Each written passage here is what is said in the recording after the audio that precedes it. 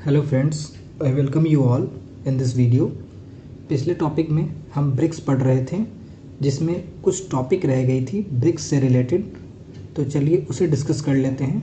तो हमें डिस्कस करनी है ऑब्जेक्टिव्स ऑफ ब्रिक्स। ब्रिक्स की क्या ऑब्जेक्टिव्स हैं। पहला ऑब्जेक्टिव जो है ब्रिक्स का वो है it seeks to deepen, broaden and strengthen cooperation within the grouping के अंदर जो 5 कंट्रीज़ हैं उस कंट्रीज़ के बीच में जो रिलेशंस हैं, जो कोऑपरेशन है, उसको डीपेन करना, ब्रॉडन करना और स्ट्रेंथन करना है। यह पहला ऑब्जेक्टिव है ब्रिक्स का। दूसरा ऑब्जेक्टिव है to promote sustainable, equitable and mutually beneficial development. ऐसा डेवलपमेंट हो जो सस्टेनेबल हो। सस्टेनेबल डेवलपमेंट का मतलब आपको पता ही है, विदाउट वैसा डेवलपमेंट जो हमारे प्रेजेंट के नीड को पूरा करे without compromising the need of future generations. Okay, तो that is sustainable development. Equitable development means सभी को डेवलपमेंट का जो हिस्सेदारी है, डेवलपमेंट का जो शेयर है, वो समान रूप से मिले। लास्ट है mutually beneficial development. Mutually beneficial development it means development जो है सभी देशों के लिए बेनिफिशियल हो, जो भी 5 ग्रुपिंग कंट्रीज़ हैं उनके लिए। ठीक है, तो ये ऑब्जेक्टिव्स हैं ब्रिक्स के। कुछ और इन्फॉर्मेशन ब्रिक्स से रिलेटेड है, उसे डिस्कस कर लेते हैं। Okay, according to the formula that is BRICS, BRICS, जो यह एक्रोनिम भी है, इस एक्रोनिम के आधार पे ही जो चेयरमैनशिप होती है फोरम की, यानी कि इस ग्रुपिंग की, वो रोटेट होती है annually among the member nation. इसका यह मतलब हुआ कि मान लेते हैं इस साल ब्राज़ील ने इस समिट को होस्ट किया, तो नेक्स्ट ईयर रशिया उस समिट को होस्ट करेगा, उसके नेक्स्ट ईयर इंडिया, उसके बाद चाइना और उसके बाद साउथ अफ्रीका। तो इस तरीके से यह जो है मीटिंग का चेयरमैनशिप रोटेट होता है। ठीक है, तो इस हिसाब से 15th ब्रिक्स समिट, जो इस साल की 15th जो ब्रिक्स समिट होने वाली है, वो होस्ट करेगा साउथ अफ्रीका इन अगस्त 2023। ठीक है, ये था ऑल अबाउट ब्रिक्स। अब ब्रिक्स ने एक बैंक की स्थापना की है, एक बैंक का फॉर्मेशन किया है, और उस बैंक का नाम है न्यू डेवलपमेंट बैंक। ठीक है, इस बैंक का क्या नाम है? New development bank. ठीक है, देखते हैं इस बैंक के बारे में। यह एक मल्टीलेटरल डेवलपमेंट बैंक है। जैसा कि हम जानते हैं कि कुछ और भी मल्टीलेटरल बैंक है, डेवलपमेंट बैंक है, जैसे कि वर्ल्ड बैंक है ना, ADB है। तो उसी के तरीके से, उसी के तरह ब्रिक्स कंट्रीज़ ने मिल करके यह न्यू डेवलपमेंट बैंक शुरू किया है। ठीक है, यह एक मल्टीलेटरल बैंक है जो कि स्टैब्लिश किया गया है ब्रिक्स कंट्रीज़ के द्वारा। ठीक है, द बैंक इज़ हेडक्वार्टर, इस बैंक का हेडक्वार्टर कहाँ पे है? संघाई, चाइना में। ठीक है, it was established during the 6th BRICS summit. जब 6th ब्रिक्स समिट आयोजित की गई 2014 में फोर्टालेजा नाम के शहर में, ब्राज़ील के, इस समिट में कंट्रीज़ ने, जो ये 5 कंट्रीज़ हैं, इन्होंने मिल करके इस न्यू डेवलपमेंट बैंक को इस्टेब्लिश किया। ठीक है, इसी मीटिंग में इन कंट्रीज़ के लीडर्स ने साइन किया एग्रीमेंट, जिससे कि इस बैंक का गठन किया गया। ठीक है, आगे बढ़ते हैं। इस ब्रिक्स बैंक में सभी मेंबर कंट्रीज़ जो हैं उनका स्टेक जो है वो इक्वल है, मतलब सभी के सभी इक्वली शेयर होल्डर हैं इस बैंक में। और इनका जो ऑथराइज्ड कैपिटल है वो कितना है? $100 बिलियन। कितना है? $100 बिलियन का इनका ऑथराइज्ड कैपिटल है, इनिशियल ऑथराइज्ड कैपिटल है। ठीक है, बाद में जो बढ़ भी सकता है। ठीक है, तो ये था न्यू डेवलपमेंट बैंक के बारे में ऑल अबाउट, जो कि ब्रिक्स कंट्रीज़ के द्वारा क्रिएट किया गया है या फिर फॉर्म किया गया है। तो फ्रेंड्स, हमने अभी तक जो टॉपिक समझा वो ब्रिक्स समझ लिया पिछले वीडियो में, और इस वीडियो में हमने ब्रिक्स को कॉम्प्रिहेंसिव रूप से कवर कर लिया है। तो अब हम एक नए टॉपिक को डिस्कस करते हैं और उस टॉपिक का नाम है G20। G20 को हम डिस्कस करेंगे अब। G20 जैसा कि नाम है ग्रुप ऑफ 20 कंट्रीज़। ठीक है, G20 क्या है? एक इंटरनेशनल फोरम है for the governments and central bank governors from 19 countries and European union. ठीक है, G20 क्या है? एक इंटरनेशनल फोरम है, आप कह सकते हैं एक इंटरनेशनल मंच है, अंतर्राष्ट्रीय मंच है। किसका मंच है? तो governments and central bank governors का। ठीक है, इस मंच पे जो पार्टिसिपेंट्स होंगे वो गवर्नमेंट्स होंगे 19 कंट्रीज़ के, और ये एक यूरोपियन यूनियन इनके, और सेंट्रल बैंक गवर्नर्स होंगे। ठीक है, तो इनका यह एक इंटरनेशनल फोरम है। ठीक है, कुछ और बातें समझते हैं G20 के लिए। तो G20 मेंबर्स जो हैं वो रिप्रेजेंट करते हैं around 85% of the global GDP। G20 में जो देश हैं वो मिलकर के उनकी अगर GDP बात करें तो वो 85% है पूरे वर्ल्ड के GDP का। और उनका ग्लोबल ट्रेड में क्या हिस्सेदारी है? तो ओवर 75% ऑफ द ट्रेड जो है वो G20 के कंट्रीज़ ही करते हैं। ठीक है, और इस G20 में जितने भी मेंबर्स हैं उन सभी मेंबर्स कंट्रीज़ में जो पॉपुलेशन है वो 2/3 ऑफ द वर्ल्ड पॉपुलेशन है। वर्ल्ड की पॉपुलेशन का 2/3 जो है इसी G20 कंट्रीज़ के मेंबर्स के देश में है। ठीक है, आगे बढ़ते हैं। अब हम समझते हैं मेंबर्स कौन कौन का है। तो मेंबर्स कंट्रीज़ जो है G20 की, उनके नाम कुछ इस प्रकार हैं। पहला Argentina, Australia, Brazil, Canada, China, France, Germany, India, Indonesia, Italy, Japan, south Korea, Mexico, Russia, Saudi Arabia, south Africa, Turkey, United kingdom, the United states of America, and last European union, EU, European union. ठीक है, 19 countries हैं individually, और last में European union collectively एक इसमें grouping में एक country के रूप में इसे माना जाता है। 19 कंट्रीज़ हैं और एक यूरोपियन यूनियन ऑर्गेनाइजेशन है। अब यूरोपियन यूनियन के बारे में हम अपने नेक्स्ट वीडियो में पढ़ेंगे कि यूरोपियन यूनियन क्या है। ठीक है, फिलहाल के लिए आप यह समझिए कि 19 कंट्रीज़ और एक ऑर्गेनाइजेशन जो कि है यूरोपियन यूनियन, इसे भी इस G20 में एज अ मेंबर रखा गया है। ठीक है, अगले वीडियो में या फिर आने वाले कुछ वीडियो में हम यूरोपियन यूनियन के बारे में डिटेल से पढ़ेंगे। अब हम समझते हैं बैकग्राउंड कि G20 को कब फॉर्म किया गया था। ठीक है, G20 was founded in the year 1999 after the Asian financial crisis.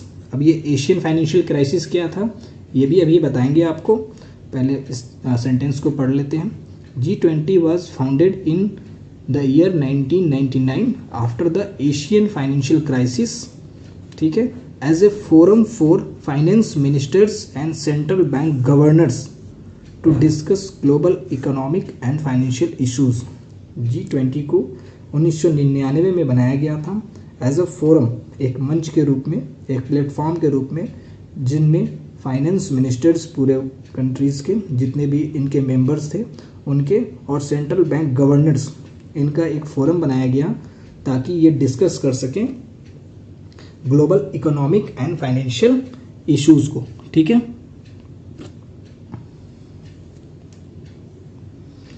तो यह एशियन फाइनेंशियल क्राइसिस क्या था कि ये एक 1997 से 98 के बीच में एशिया में, पार्टिकुलरली साउथ ईस्ट एशिया में और ईस्ट एशिया में एक क्राइसिस बिगैन हो गई थी, शुरू हो गई थी, particularly in the country of Thailand. Okay, यह एक प्रकार का करेंसी क्राइसिस था जिसमें जो थाईलैंड कंट्री है उन्होंने अपने करेंसी को डीलिंक कर दिया था from the US dollar. Okay, अपने करेंसी को उसने क्या कर दिया था, डीलिंक कर दिया था, या फिर हम कह सकते हैं अनपेक्ड कर दिया था फ्रॉम द यूएस डॉलर, जिससे कि क्या हुआ कि थाईलैंड की जो करेंसी थी वह डिवैल्यूएट होना शुरू कर दी। तो थाईलैंड की करेंसी बहुत ज़्यादा डिवैल्यूएट हो गई और उसी वजह से थाईलैंड से बहुत सारे जो कैपिटल इन्वेस्ट किए गए थे थाईलैंड में वो सब आउटफ्लो होने लगे। मतलब वो जो कैपिटल्स थे थाईलैंड में, जो बाहर के लोगों ने इन्वेस्ट किया था, वो कैपिटल्स जो था अब थाईलैंड से बाहर आउटफ्लो होने लगे।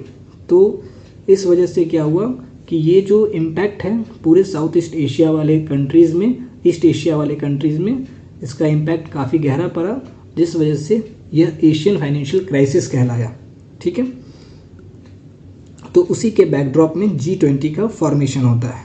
ओके, फिर क्या होता है कि 2008 में एक बार फिर से एक फाइनेंशियल क्राइसिस देखने को मिलती है। ओके, 2008 में, एक्चुअली 2007 में वो फाइनेंशियल क्राइसिस होती है, 2007 में हमें फाइनेंशियल क्राइसिस देखने को मिलती है ग्लोबल लेवल पे। तो इन 2008 it was upgraded to the level of heads of states and government in the wake of global economic and financial crisis of 2007। 2007 में जो ग्लोबल फाइनेंशियल क्राइसिस आई, इसके बारे में भी ऐसा करते हैं कि हम एक नए वीडियो में एशियन फाइनेंशियल क्राइसिस और जो कि 1999 में हुआ था, और दूसरा global economic and financial crisis जो 2007 में था, इस दोनों के बारे में एक सेपरेट वीडियो में डिस्कस कर लेंगे। ठीक है, फिलहाल के लिए ये समझते हैं कि 2008 में इस ग्रुपिंग को, जो पहले सिर्फ फाइनेंस मिनिस्टर्स और सेंट्रल बैंक गवर्नर्स अटेंड किया करते थे, इस ग्रुपिंग को अपग्रेड करके इस ग्रुपिंग में अब जो है कंट्रीज़ के हेड्स ऑफ स्टेट या फिर गवर्नमेंट पार्टिसिपेट करना शुरू कर दिए। ठीक है, क्योंकि 2007 में फिर से एक फाइनेंशियल क्राइसिस देखने को मिल गया था ग्लोबल लेवल पे। Okay, so for that reason जो कंट्रीज़ के हेड्स ऑफ स्टेट्स हैं वो इस ग्रुपिंग में शामिल होना शुरू कर दिए।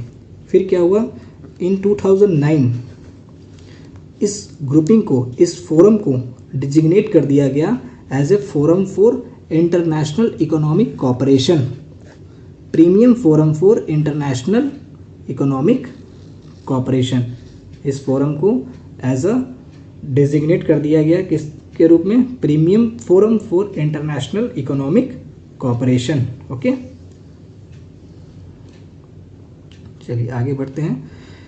फर्स्ट G20 समिट जो था वो होस्ट किया गया था यूएसए के द्वारा इन द ईयर नवंबर 2008 में। ठीक है, तो ये बात हमने समझा कि 2008 में जो G20 समिट था उसको होस्ट किया गया था यूएस के द्वारा, जिसमें हेड्स ऑफ स्टेट्स और गवर्नमेंट्स ने पार्ट लिया था। ठीक है, एक चीज़ यहाँ नोट करने की यह है कि G20 का कोई एक परमानेंट या तो एक कोई परमानेंट ऑर्गेनाइजेशन नहीं है, या फिर इसका कोई एक परमानेंट सेक्रेटरीट नहीं है।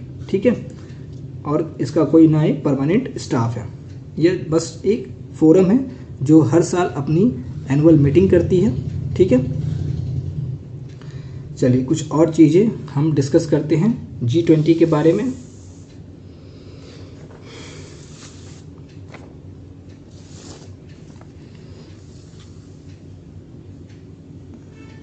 G20 के ऑब्जेक्टिव्स को समझते हैं। G20 का क्या ऑब्जेक्टिव्स है? तो पहला ऑब्जेक्टिव है policy coordination between its members in order to achieve global economic stability sustainable growth. पहला इसका जो ऑब्जेक्टिव है, वो ऑब्जेक्टिव का नाम है या फिर जो ऑब्जेक्टिव है वो है कि कोऑर्डिनेशन स्थापित करना है among its member countries in order to achieve global economic stability. विश्व की वित्तीय या फिर आर्थिक जितने भी इकोनॉमिक सिचुएशन है उनमें स्टेबिलिटी लाया जा सके, सस्टेनेबल ग्रोथ को प्रमोट किया जा सके। ठीक है, इकोनॉमिक स्टेबिलिटी इसलिए क्योंकि 2 बार हमने देखा कि फाइनेंशियल क्राइसिस देखने को मिला है, तो आने वाले समय में यह फाइनेंशियल क्राइसिस फिर से ना हो जाए इस वजह से। दूसरा इसका ऑब्जेक्टिव है to promote financial regulation.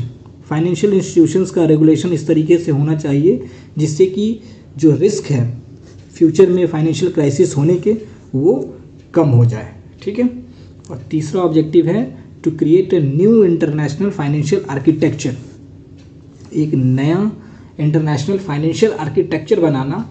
Financial architecture जिसको हम कह सकते हैं एक ऐसा गवर्नेंस अरेंजमेंट करना ताकि इफेक्टिव फंक्शनिंग इंश्योर किया जा सके global monetary and financial system का। मतलब एक ऐसा आर्किटेक्चर बनाना, एक ऐसा ढांचा बनाना, एक ऐसा अरेंजमेंट तैयार करना जिससे कि हम यह इंश्योर कर सके कि जितने भी ग्लोबल लेवल पे मॉनेटरी इंस्टीट्यूशंस है और फाइनेंशियल सिस्टम्स है वो इफेक्टिव रूप से फंक्शन कर सके। ओके, तो ये ऑब्जेक्टिव्स हैं G20 के। अब G20 के प्रेसिडेंसी को समझते हैं। G20 के प्रेसिडेंसी क्या है और ट्रोइका क्या आता है। ठीक है, ट्रोइका सिस्टम क्या है। The presidency of G20 rotates every year among members. इसका मतलब यह होगा कि इनके मेंबर कंट्रीज़ में से ही G20 की समिट कोई होस्ट करते हैं। ठीक है, अब यह तय कैसे होता है कि इस साल कौन होस्ट करेगा, उसके नेक्स्ट ईयर कौन होस्ट करेगा। तो इसका एक फॉर्मूला है जिसको ट्रोइका कहा जाता है। ट्रोइका क्या होता है, the country holding the presidency. मान लेते हैं इस साल इंडिया इसकी प्रेसिडेंसी होल्ड कर रहा है, टुगेदर विद द प्रीवियस, मतलब इसके पहले इंडोनेशिया ने होल्ड किया था, इस साल इंडिया होल्ड कर रहा है। ठीक है, and next presidency holder, next presidency मतलब इंडिया के बाद कौन होल्ड करेगा, ब्राज़ील। ये फॉर्म करता है ट्रोइका। मतलब ये तीनों कंट्रीज़ क्या फॉर्म किए हैं, ट्रोइका। ठीक है, ये इंश्योर करते हैं कंटिन्यूटी ऑफ G20 समिट। तो ये तीनों मिल करके डिसाइड करते हैं कि अब नेक्स्ट जो है G20 समिट कौन होस्ट करेगा। तो जैसे प्रेजेंट ये प्रीवियस वाला और जो नेक्स्ट प्रेसिडेंसी G20 का होगा वो होगा ब्राज़ील में। तो ये तीनों मिल करके डिसाइड किए कि जो उसके बाद 2024 के बाद जो समिट होगा वो कहाँ होगा, साउथ अफ्रीका में। तो इस तरीके से G20 की प्रेसिडेंसी डिसाइड होती है by the method of Troikaa. Okay, चलिए कुछ और चीज़ें समझते हैं G20 के बारे में। इसमें एक दो चीज़ समझने के लिए यह है कि जो G20 की मीटिंग्स होती है वो ऑर्गेनाइज होती है अलोंग 2 ट्रैक्स। इसमें 2 ट्रैक के बेसिस पे मीटिंग्स को ऑर्गेनाइज की जाती है। पहला फाइनेंस ट्रैक और दूसरा शेरपा ट्रैक। यह क्या होता है, फाइनेंस ट्रैक और शेरपा ट्रैक। तो फाइनेंस ट्रैक जो होता है मतलब 2 आप कह सकते हैं 2 पार्ट्स में मीटिंग को ऑर्गेनाइज की जाती है। ठीक है, 2 ट्रैक में, पहला फाइनेंस ट्रैक, दूसरा शेरपा ट्रैक। फाइनेंस ट्रैक में जो फोकस होता है वो होता है मॉनेटरी एंड फाइनेंशियल इंस्टीट्यूशंस के ऊपर। ठीक है, मॉनेटरी एंड फाइनेंशियल इश्यूज़ को लेकर के डिस्कशन किए जाते हैं फाइनेंस ट्रैक के अंदर में, जिसमें हम मॉनेटरी और फाइनेंशियल इश्यूज़ को डिस्कस करते हैं। और शेरपा ट्रैक के अंदर में हम डिस्कस करते हैं broader issues such as political engagement. It means कि पॉलिटिकली जो डेवलपमेंट्स हो रहे हैं, जैसे रशिया यूक्रेन का कोई इशू है उसे डिस्कस किया जाता है, चाइना ताइवान का कोई इशू है उसे डिस्कस किया जाता है, साउथ चाइना सी डिस्प्यूट्स उसे डिस्कस कर लेंगे। तो इस तरीके से पॉलिटिकल एंगेजमेंट्स वो डिस्कस किए जाते हैं। एंटी करप्शंस के मेजर्स डिस्कस किए जाते हैं, एनर्जी से रिलेटेड, सस्टेनेबल डेवलपमेंट से रिलेटेड। तो ओवरऑल इसमें हर एक मुद्दे को डिस्कस किया जाता है शेरपा ट्रैक में। ओके, और फाइनेंस ट्रैक में the things which are related to finance only. Okay, तो ये था क्लासिफिकेशन। कुछ और चीज़ें समझते हैं हम G20 के बारे में।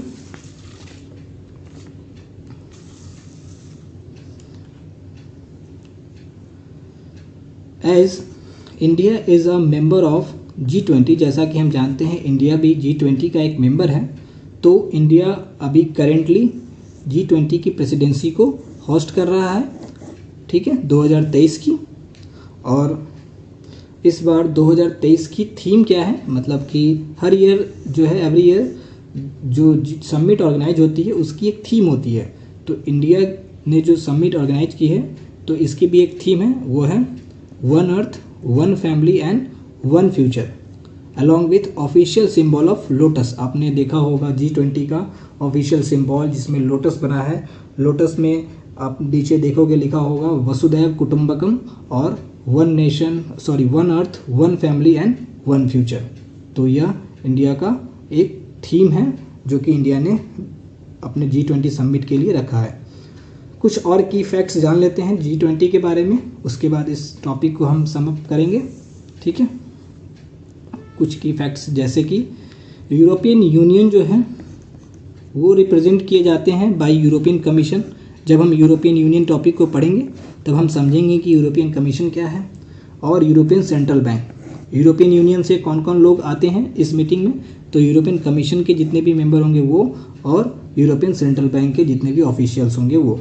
ठीक है, इन एडिशन टू दिस, अभी जैसा कि 20 मेंबर्स के अलावा भी कुछ इंटरनेशनल फोरम्स के, इंस्टीट्यूशंस के CEO भी इसमें पार्ट लेते हैं। ठीक है, पार्टिसिपेट करते हैं इस मीटिंग्स में। जैसे मान लेते हैं IMF के कोई CEO हो या फिर सीनियर ऑफिशियल्स हो, तो वो भी इस मीटिंग में पार्टिसिपेट करते हैं। तो ये था G20 के बारे में। आई होप आपको ये वीडियो पसंद आया होगा। नेक्स्ट वीडियो में हम कुछ और इसी तरह के टॉपिक को डिस्कस करेंगे। ठीक है, तब तक के लिए थैंक यू।